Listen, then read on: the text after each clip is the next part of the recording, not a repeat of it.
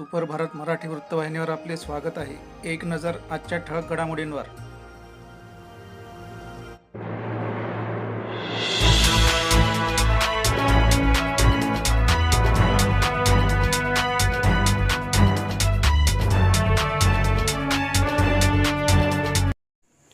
भाजपाचे संस्थापक नेते, माजी उपपंतप्रधान आणि राम मंदिर आंदोलनाचे प्रमुख नायकांपैकी एक असलेले लालकृष्ण अडवाणी यांना आज भारतरत्न पुरस्कार देण्यात आला।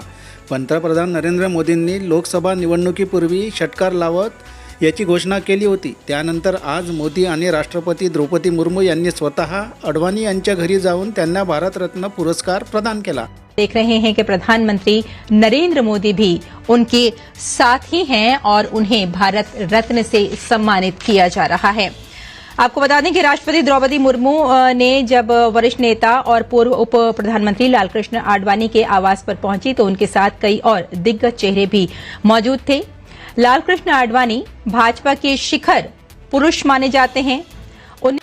नाना पटोले यांचे भाजपसोबत छुपे संबंध असल्याचा गंभीर आरोप प्रकाश आंबेडकर यांनी केला आहे। नागपूरच्या बाबतीत आपला उमेदवार जिंकतो आहे या आनंदापेक्षा नितीन गडकरी पराभूत होत आहेत याचे दुःख नाना पटोले यांना अधिक आहे।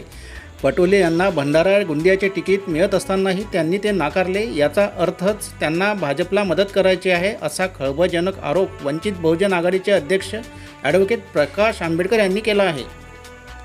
पुढील बातमी नांदगाव खंडेश्वर येथून। अखेर सागर सव्वालाखे यांच्या पाठपुराव्याला यश येऊन नांदगाव खंडेश्वर येथील छोरिया नगरात पाणी पुरवठा करणारी पाईपलाईन पोहोचल्याने नगरवासियांची समस्या सुटणार आहे।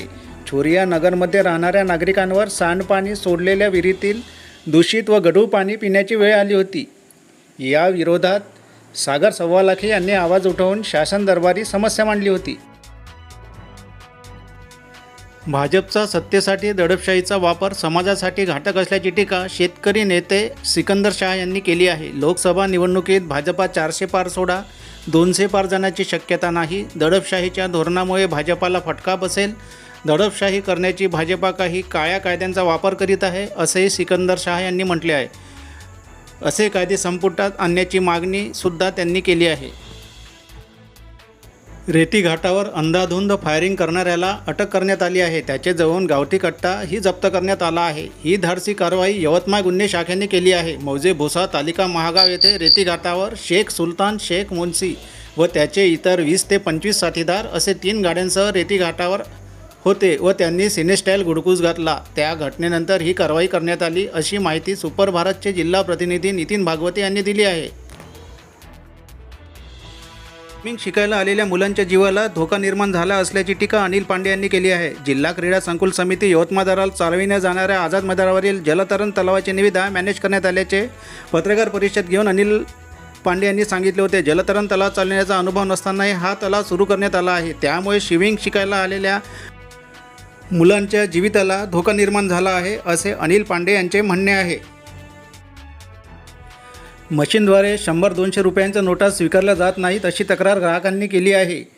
बँक ऑफ बडोदा, सिडको, वजिराबाद या शाखात असणाऱ्या CDM मशीनद्वारे 100-200 रुपयांच्या नोटा स्वीकारल्या जात नाहीत, फक्त 500 रुपयांच्या नोटा स्वीकारल्या जातात अशी ग्राहकांची तक्रार आहे।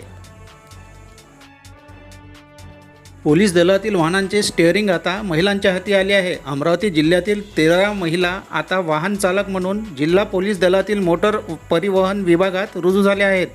शहर पोलीस मुख्यालयात 4 तर ग्रामीण पोलीस दलात 9 महिला कर्मचाऱ्यांची ट्रेनिंग पूर्ण होऊन या महिला रुजू झाल्या आहेत। यासारख्या इतर बातम्या पाहण्यासाठी पाहत रहा दैनिक सुपर भारतचे YouTube चॅनल।